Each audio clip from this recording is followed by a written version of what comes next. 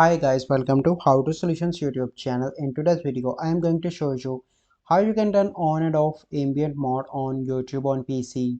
Before getting into this video, must subscribe to our YouTube channel and click on the bell icon. So the first step you need to do is to open YouTube. Once you open YouTube application or YouTube website on your PC, you simply need to click on your channel icon in the top right.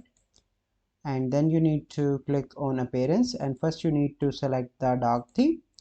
Okay, once you select it, here you need to search for the videos. So I'm going to search for 8K Bahamas to show you the possible. So here you can see the footages. So let me open that, and here you can see that the gear icon, you simply need to click on that, and here you can find an option of ambient mode. You simply need to turn that on.